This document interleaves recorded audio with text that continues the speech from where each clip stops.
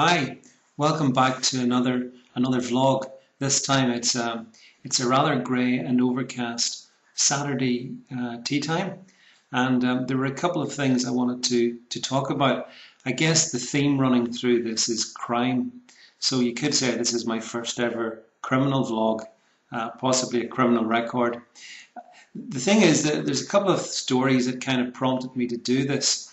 The first of which is that I live in the country here in Northern Ireland, and there's a little village nearby called Waringstown, and that village has a small post office at the heart of it.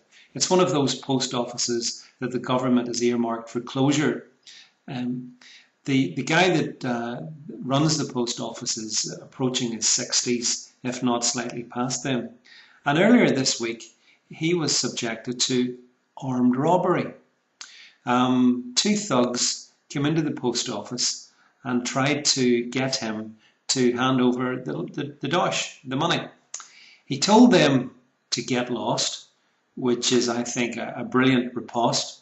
I think the two robbers were somewhat surprised at this, so they then produced their guns and told him to open up so they could get the money.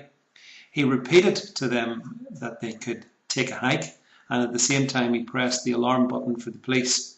Now, what happened then was that the robbers basically legged it.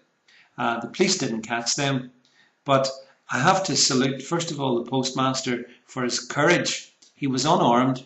He had absolutely nothing but his own sense of absolute indignation that these gun-waving thugs were going to relieve him of his hard-earned cash, and he didn't give it to them. But, you know, they got away. The police have proved completely ineffective in terms of preventing this kind of behaviour in terms of armed robberies. And it does make me wonder, basically, in this society, the deal is that we're not armed, but the police have the ability to be armed, and that they can take the necessary action against these kind of thugs.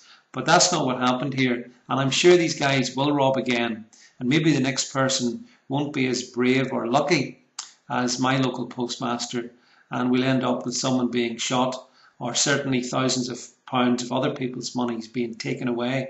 And I think that's wrong. There's a second story I wanted to comment on, which has also caught my eye. I've got it in front of me here. Basically what it relates to is a horrendous rape incident that happened in Belfast. The essence of which was a teenage girl, a 15-year-old girl, was raped by a 17-year-old, I believe. And I think what makes it a particularly obscene crime was he actually phoned the mother of the girl who'd been raped up and to tell her how much he'd enjoyed raping her daughter. Now, the case eventually came to court in the past week, and the young thug concerned was sentenced to the princely term of 8 years in prison.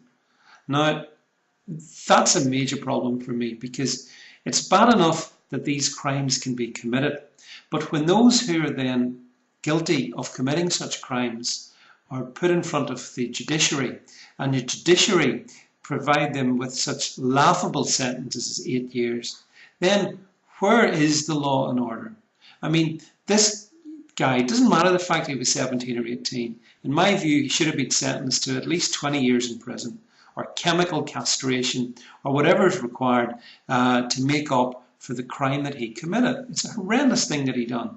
And I feel so sorry for the family of the girl concerned, who are trying to rebuild their lives. Meanwhile, the man who raped their daughter has been sentenced to 8 years.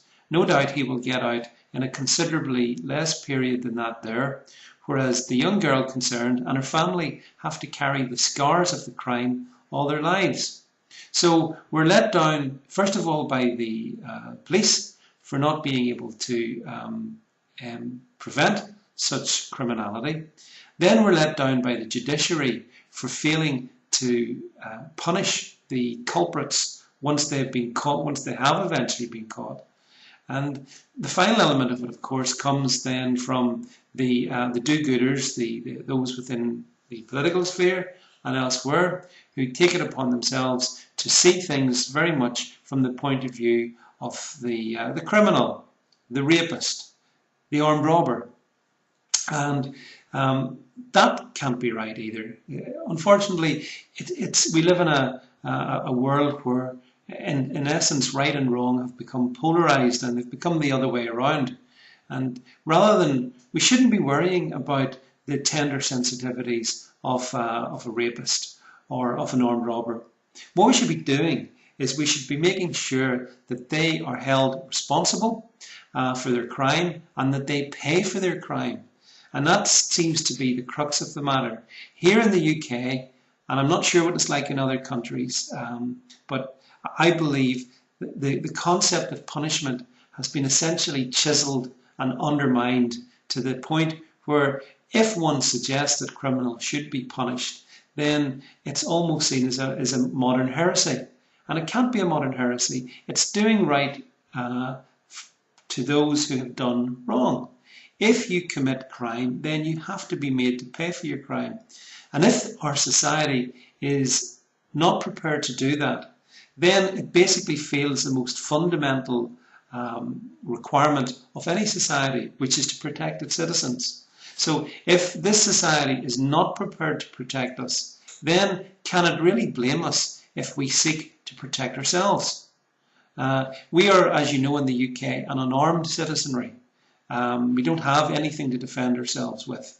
I think we should follow the example of the States. And I know I'm kind of attacked for saying that. But the reason I say it is because that we should have the right to defend ourselves against armed robbers.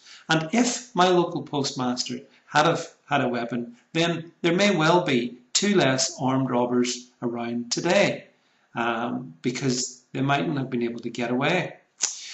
So there you have it, folks. I think we do have major issues surrounding law and order, predominantly because of the fact that our police enforcement agencies, the judiciary and the political class are all afraid, they're all scared to stand up to those who would hurt us, who would take our property.